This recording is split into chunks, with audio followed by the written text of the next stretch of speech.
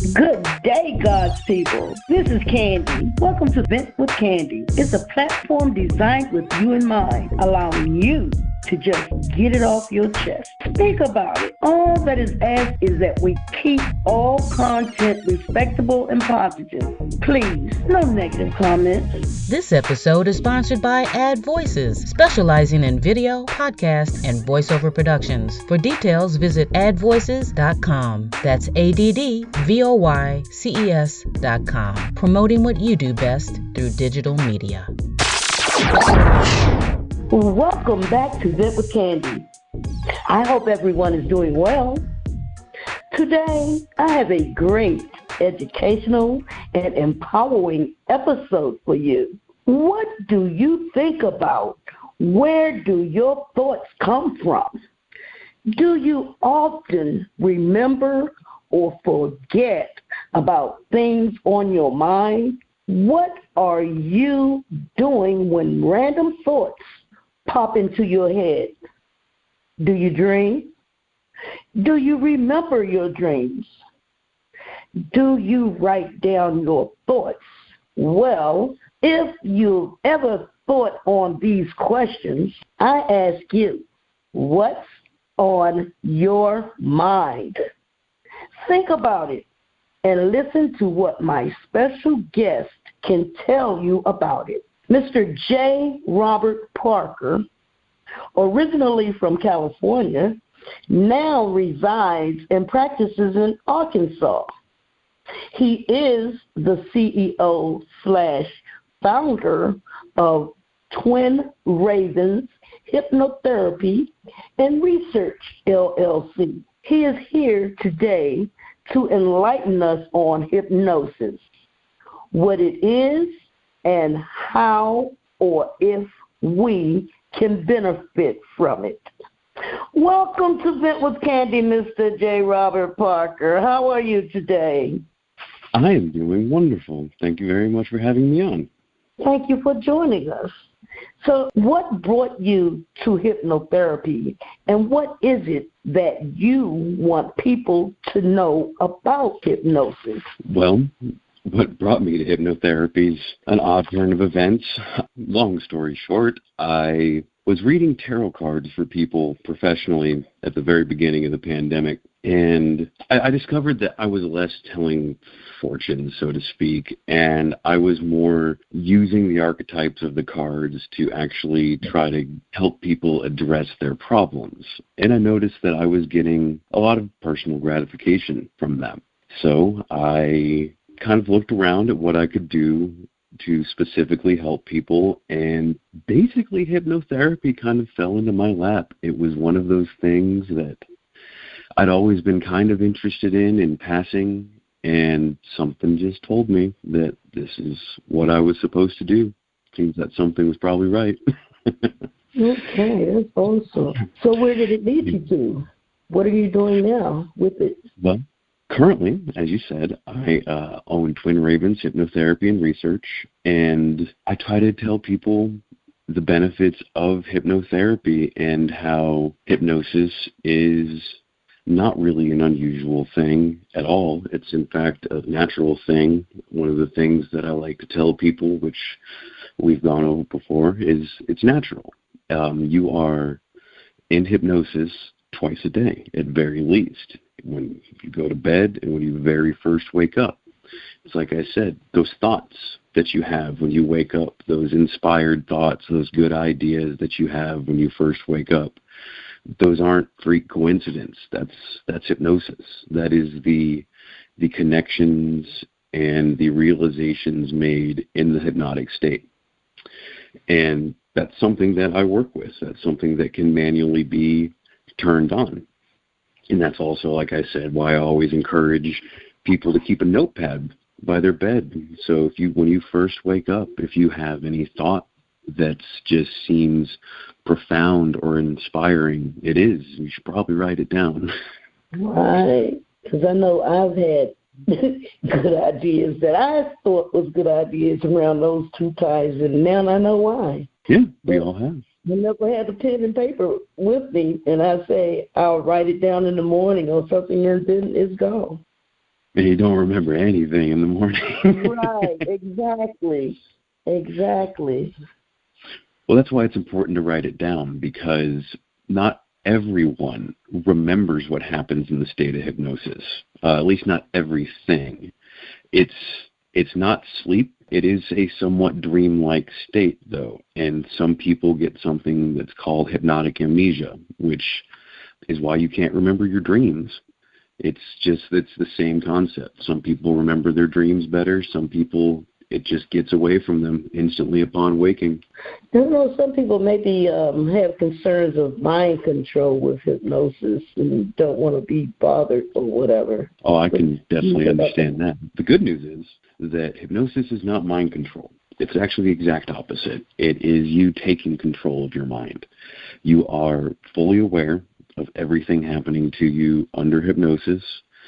I cannot tell you to cluck like a chicken. I cannot tell you to stand on your head. On the flip side to that, of course, the question always comes up about stage hypnosis, because it's quite a dramatic thing to see, and whether or not that's real or fake. And the odd answer is that's actually real. The reason for that is people are split up into what we in the business call suggestibility types. And there's a small handful of them, and one of them is called a somnambulist. And that's, if you've heard that term before, it's usually used to refer to sleepwalkers.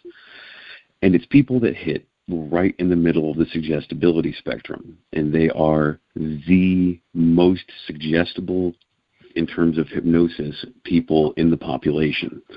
And stage hypnotists basically are trained to spot these people.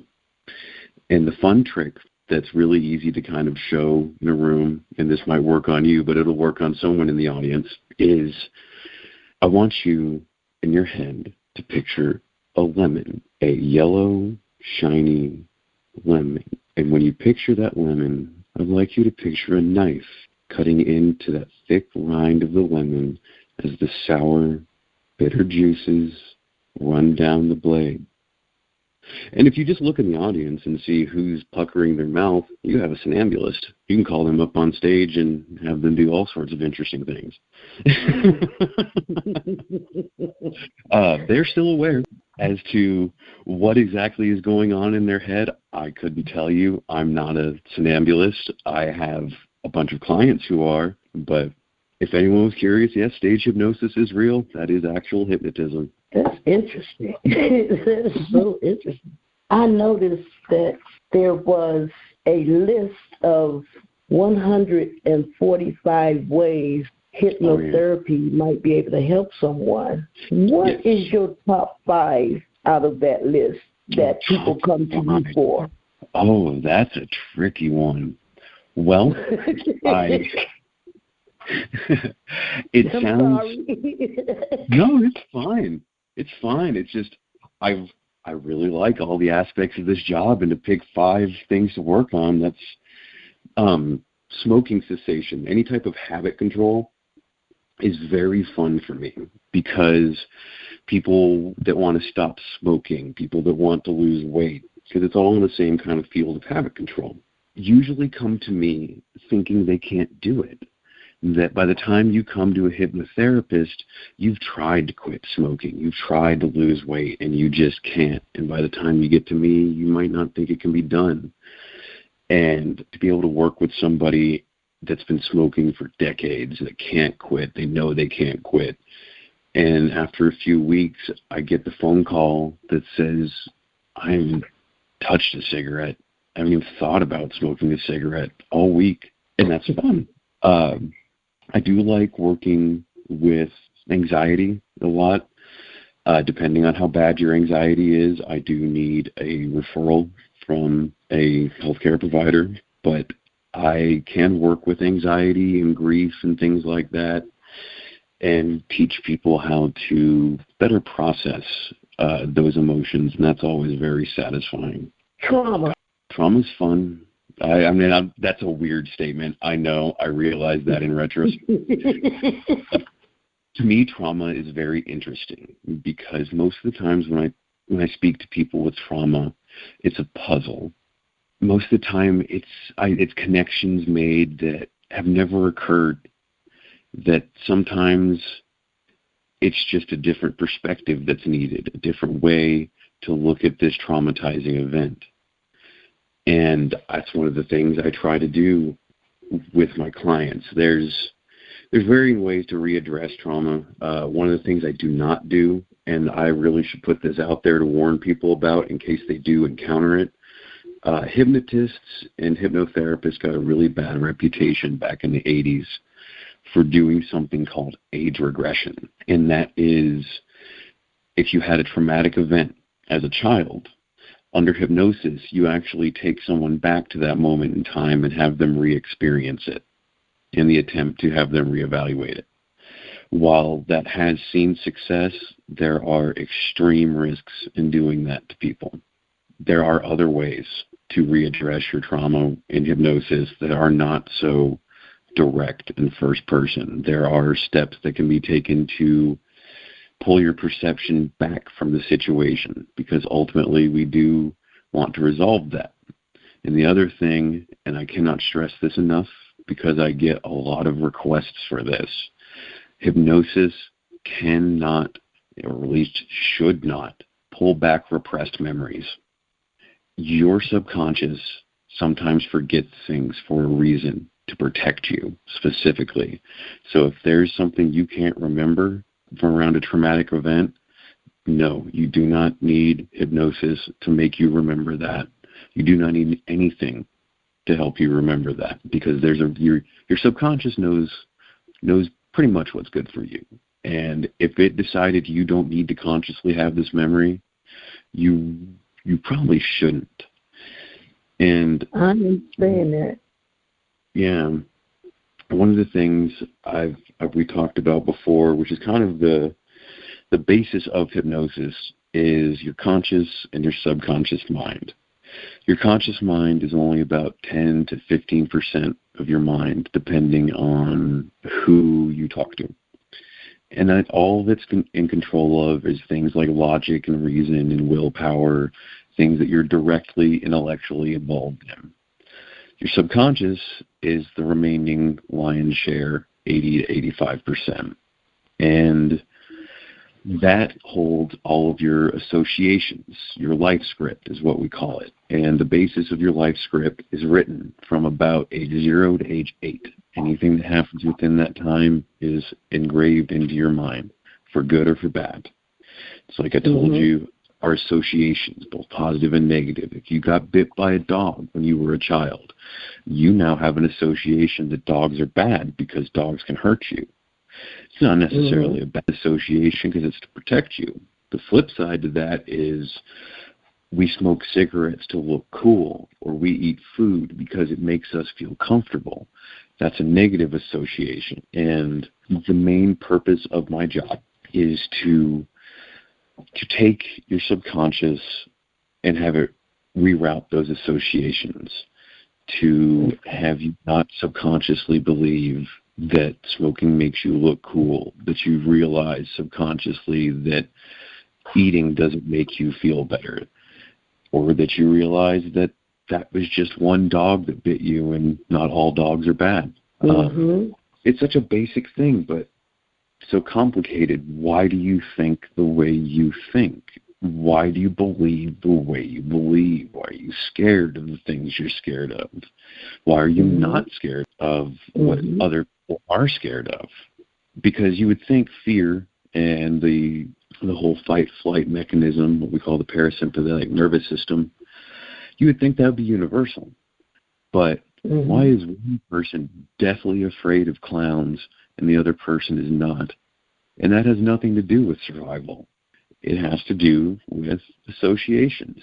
At some point, when you were a small child, a clown made a scary face at you and didn't to the other person. Wow. Yeah, it's quite a lot. And that's one of the things that I really stress to my clients, is that hypnotherapy, at least with me, is a very educational experience. I'm not here just to reroute some things, put you under hypnosis, fix it. I tell you why. I tell you how. I tell you how it is that you got to this point in life, how it is that we're going to fix it, what the systems behind why you think the way you think are. Because that was important to me. And that's the thing. I'm not just trying to offer this as a way to make money. This process, this field legitimately changed me personally. I am a different man today than I was years ago.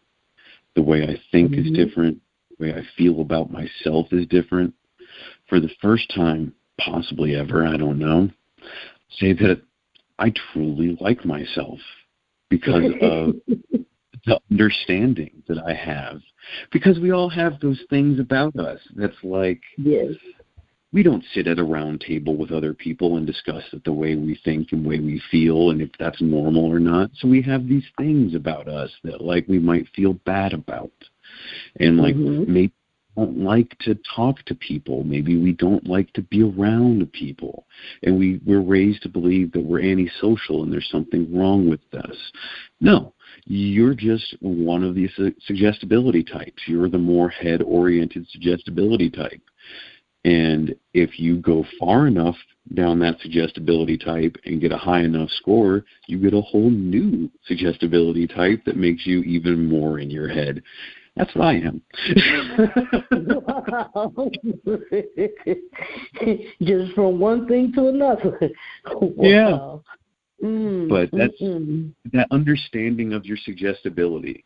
And we have both suggestibility and behavioral scales. Knowing the traits of that, the aspects of that. That helps you understand yourself. Some examples. Okay, so the scale itself is called the EMP Scale. It stands for emotional and physical. Don't let those words fool you. That doesn't have much to do with it. Physicals they tend to be more outgoing. They tend to dress a little flashier. They tend to be more social. If you see a party and there's somebody out there talking to everyone, loud, laughing, having a good time, that's a physical. The other side to that are the emotionals. The emotionals are more head-ruled. They aren't very social. They tend to keep to themselves more. They are very intellectual and analytical, and also kind of distant. And one of the things I try to discuss with some people, because this can be applied to your relationship, because the ultimate little roadblock with us is that emotionals are attracted to physicals and vice versa, but we don't know anything about each other.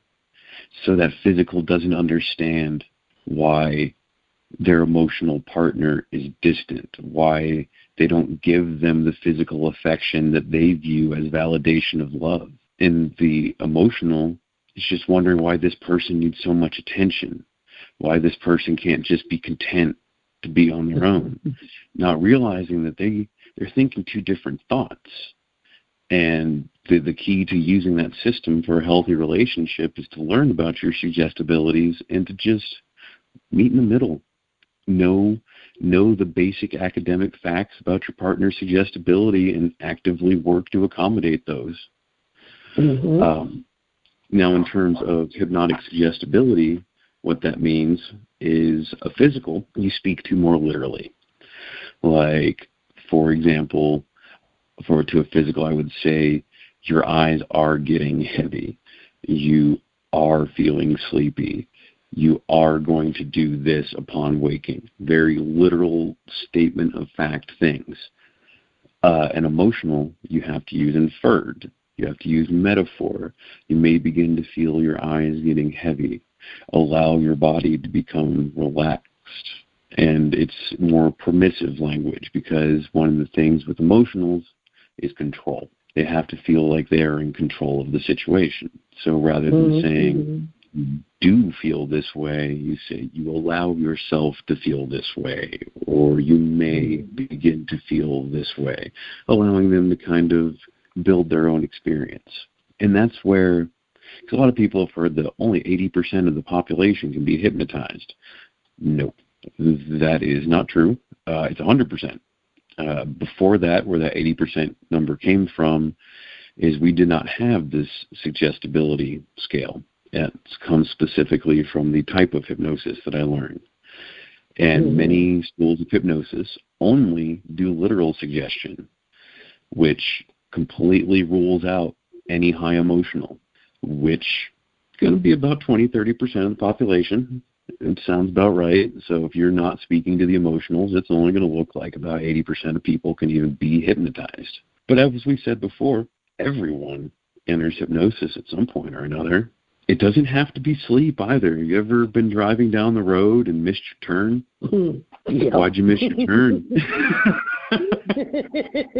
I was in the wrong lane. Well, that too.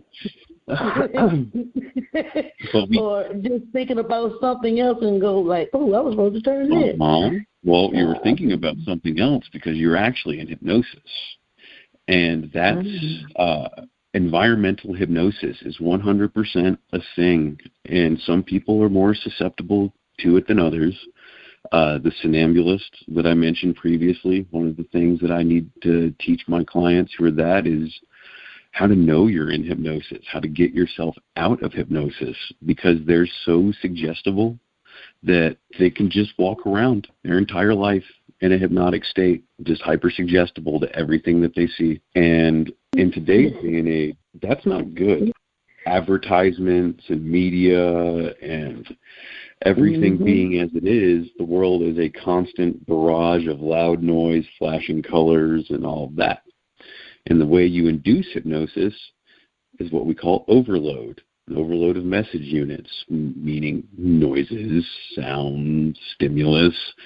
So if you start your day amped up on a stimulant, watching a news show that does nothing but spray you with bright colors, loud noises, and fear, yeah, you're driving to work totally in a hypnotic state. And that's why people find that, like, do things get to you a little more?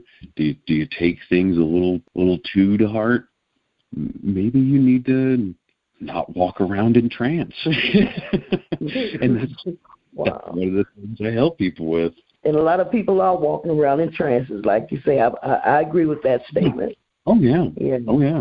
People don't realize it because they don't realize what a trance state is. A lot of people think hypnosis, and a lot of things come to mind. The whole swinging pocket watch thing, that you were feeling sleepy, very sleepy. That's really the case so much. I can put someone into hypnosis talking to them, not even saying, all right, we're going to go into trance now. Conversational hypnosis is absolutely a thing. Milton Erickson built his career on that idea. It is just guiding someone through a natural state. Your subconscious does all of the work. I'm not particularly doing anything grand or unusual. I am simply trained as a guide to be able to access and move your subconscious where it needs to go. Tell it the things that it needs to hear to be able to come to these appropriate associations. And there is such a thing as speaking to the subconscious mind. And this is a horrible trick, but if you ever want to see what that's like outside of hypnotism, listen to a politician speak. Because even if they're not calling it hypnosis, they are still working with what's called a hypnotic modality. Listen to the way they pace their speech, like the speed. Listen to the words they emphasize. Because if I sit here and tell you, if it's a normal speaking voice, that everything's going to be fine and that you need to feel calm and that you need to feel relaxed, then the things that are going to stick out in your mind are calm and relaxed. And you won't remember anything else. But your subconscious will hear those two words. And it's not even something that you are aware of most of the time until you learn it. Once hypnosis is learned and somebody has been in hypnotherapy for a while, you do begin to recognize in your environment, like, oh, that's hypnosis. That's a thing that's going to hypnotize me. It helps you avoid that. I agree. And I was just sitting here thinking about the many times that I have became in a trance, like driving the little white lines in the road. Yep, highway hypnosis. Highway hypnosis, that's the name? Wow. Yep. You never heard that before? I haven't, but I just did. But yeah, no, that's absolutely the thing, and that's what it is. It's the white lines, because it's that repetition. It's like a clock ticking or water dropping. It's any repetitious thing. And that's funny, because you talk about repetitious. I am a person of routine, a habit, or whatever you want to call it. Like, when I go into a new place, like if I go to the restroom, whatever stall I use is going to be the stall I use when I go back the next time. Yeah. There's a reason for that. Tell me. The biggest drive in human behavior isn't success, it isn't love, it isn't any of this. It is something called homeostasis. It is your drive to remain the same. It is your subconscious and conscious desire for your world to remain as you know it. And that's why you'll return to the same stall, because it had to become integrated into your world, so now it's going to become a predictable part of your world. And that's also the reason for failure, because until you elevate your own perception of your life, homeostasis is going to ensure that you sabotage your own success every chance that you get. Your subconscious need to remain the same is going to prevent you from becoming better. And until you subconsciously, we call it elevate your life script, until you can do that, it's no good. One of the things I always ask is, if you got everything you ever wanted tomorrow, would you elevate yourself to the moment, or would you try to drag it down with you? People say they want change. People say they want success, but they want to do it being the exact same person they've always been that has not had success. Right. And your subconscious homeostasis, your life as your subconscious has come to accept it, that's not a factor. Success is not part of it.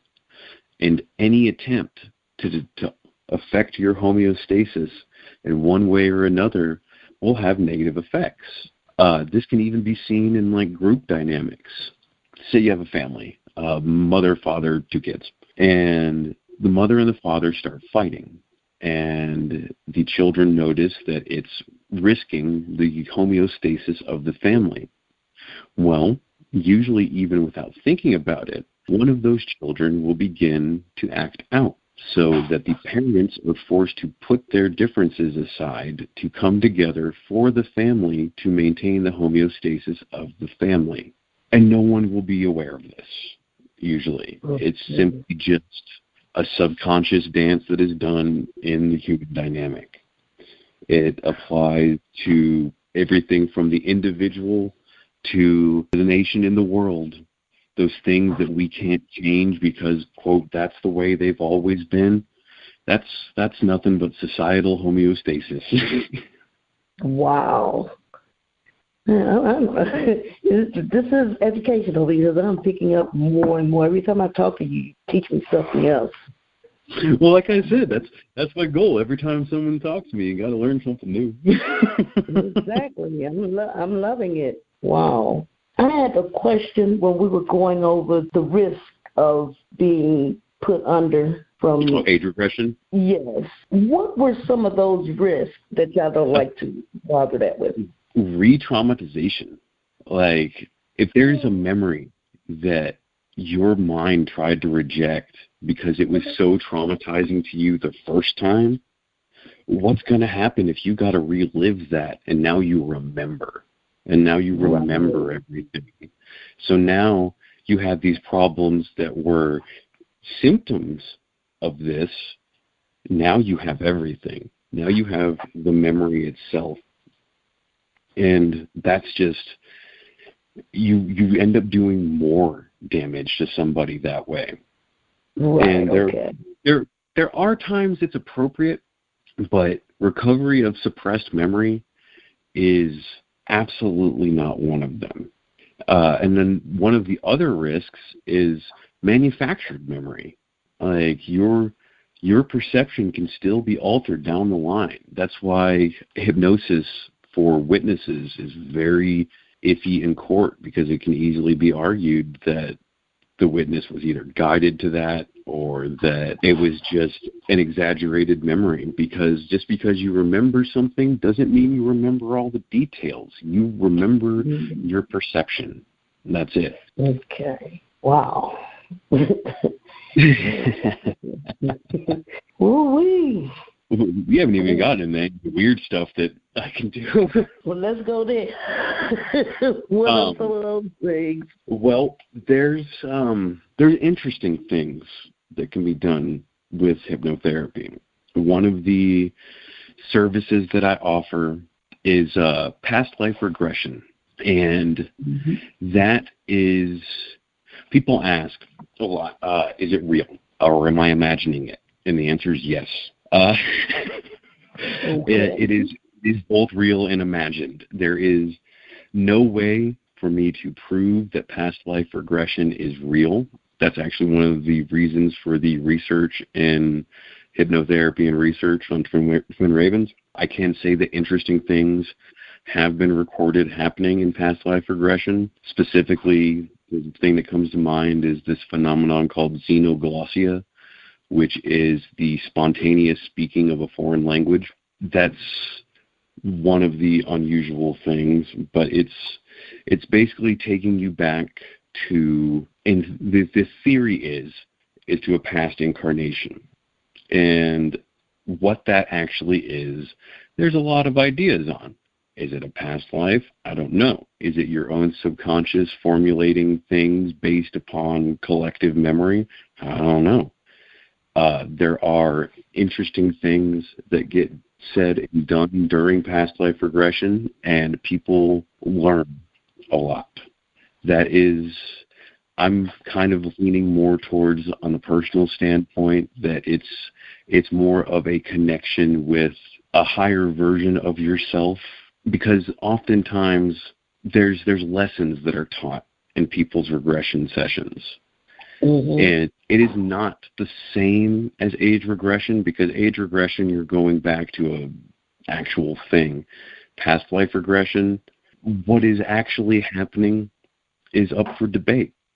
Like I've met hypnotists that swear up and down that they do regression to a previous incarnation. I've met some hypnotherapists that simply say it's a useful tool for imagery for the mind to help resolve and get perspective on issues.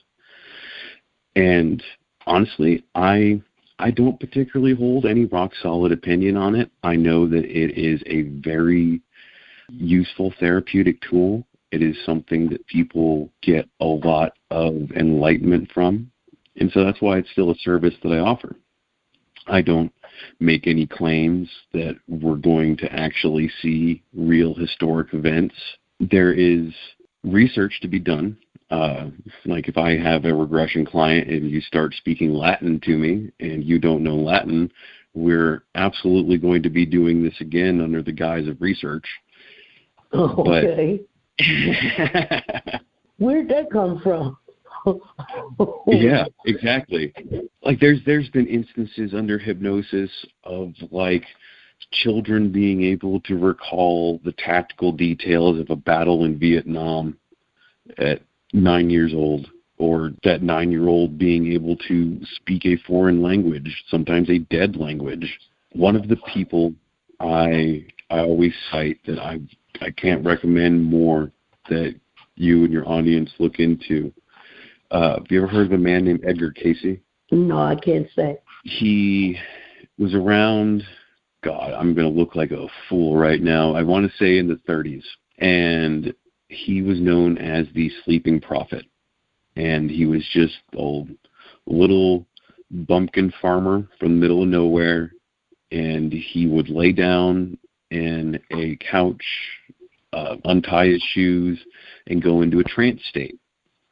And in this trance state, he claimed to be accessing basically the collective record of knowledge. And he died at an early age because he never charged for his services and he never told someone no. So he was literally worked to death in his 40s because he just... And I use that as a cautionary tale for people that if you have a gift, be very cautious in sharing it because people will use you up. They used up Edgar Casey. And there's still libraries of his observations and predictions and prophecies. And people that I know that are very staunchly science-minded still give Casey the time of day. It's worth looking into. He was a very, very interesting man. He was a very kind man. And one of the things that he said is that nothing that he did wasn't anything that everyone could do. It's one of the strangest stories that can be learned about today because he never made fantastic claims. He never used this thing to get rich. Quite the opposite. It actually harmed him. And it's an interesting story worth looking at. And again, it's a cautionary tale. No matter what you do, if you have a gift to give, one, I fully believe, charge for it because we all have to live. And two, take care of yourself. One of the things I stress so much is self-care. You have to take care of yourself. It doesn't matter how bad you want something.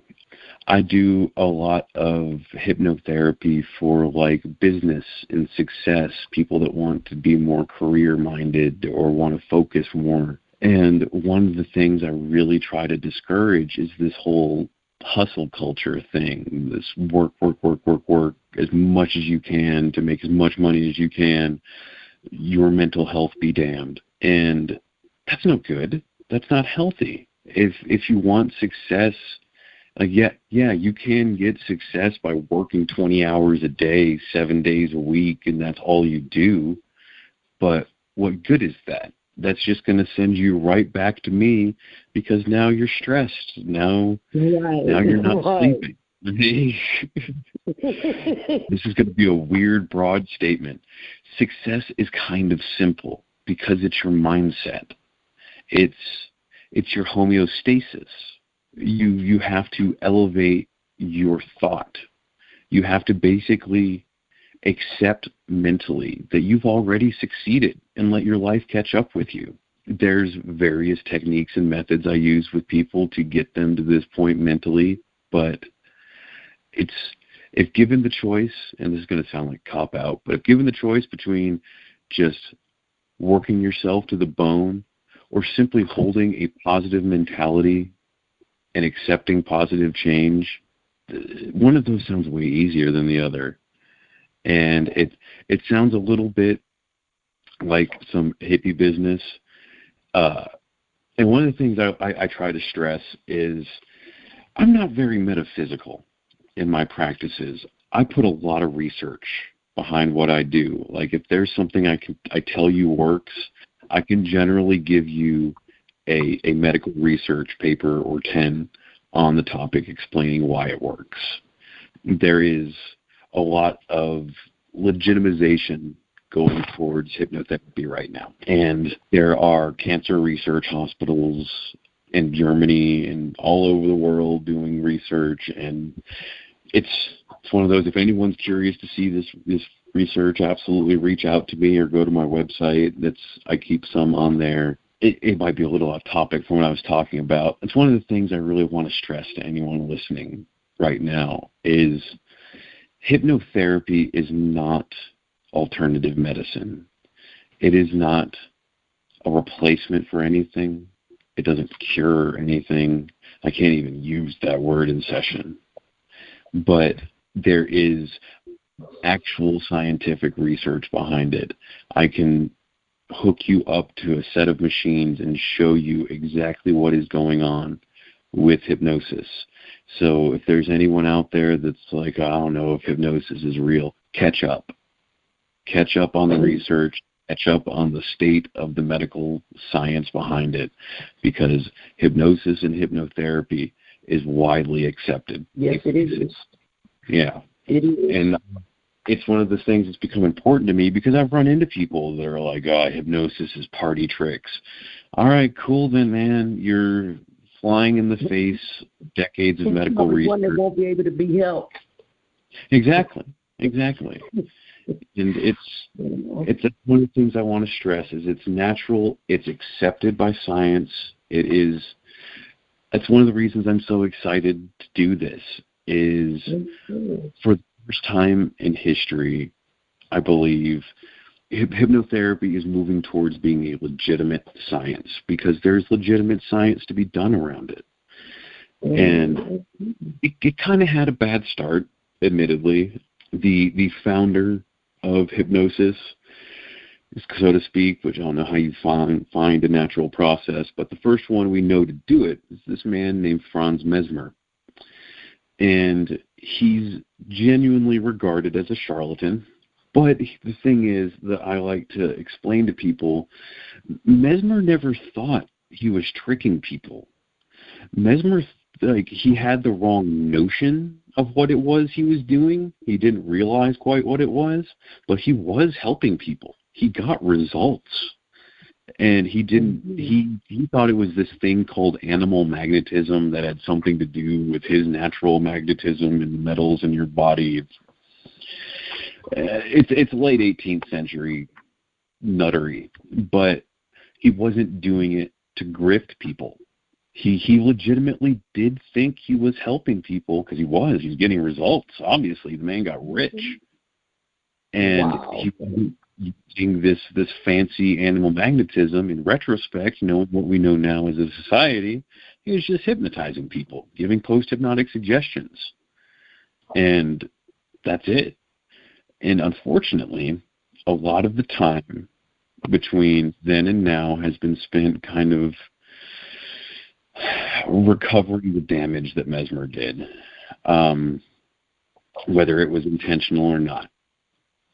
So now we're at a point that we have the medical equipment and diagnostic equipment to actually be able to show exactly what's happening with hypnotherapy and hypnosis, to actually show you what's happening to your brain, to your heart rate, and to all of these physiological changes that happen during hypnosis. So we know it's a thing. It's indisputable. So anyone out there thinking that I'm just some alt medicine quack shilling something, read some papers. It'll be good for you. Read a book. Right. Okay, that's awesome, Jay. Is there anything else you would like to add before we end this episode, including your contact information? Yeah, anyone would like to get a hold of me about anything, really, if you want to set up a consultation, if you like to do a session. Again, my name is J. Robert Parker. The company is Twin Ravens Hypnotherapy and Research, LLC. You can contact me through my website at twinravens.org, not .com, .org, or you can just shoot me an email at jrobertparker, all one word, all lowercase, at protonmail.com. Easy as that. Just shoot me a message and let me know how I can help you. That's great. So there it is, guys. Hope this information gave you a better outlook on hypnosis and hypnotherapy. I've learned a lot. If you feel that this is something that would be beneficial to you, contact Mr. Parker. Although he's miles away, technology enables us to communicate, like Zoom maybe, and see what and how you can utilize this information or his services. Okay, so I'm going to leave you with 1 Chronicles 28, verse 9. And thou, Solomon, my son, know thou the God of thy father, and serve him with a perfect heart and with a willing mind. For the Lord searcheth all hearts and understandeth all the imaginations of these thoughts. And if thou seek him, he will be found of thee. But if thou forsake him, he will cast thee off forever. Amen. Mm-hmm. So, Jay, I just want to thank you for joining and sharing with us today. That's awesome information. And there's an open invitation for your return. Thank you very much for having me on. I'd be happy to come on anytime. Okay, now we got a spot for you. Okay. I also want to thank you guys for tuning in. And remember, those thoughts can and should be written down. I myself plan to get a journal and call it My Thought Book. Y'all can do it too. PSA for today is to share a smile. Someone really needs it. And mostly, thank you, AddVoices, for what you do so well. So, until the next episode, I love you. Bye-bye. Bye, y'all.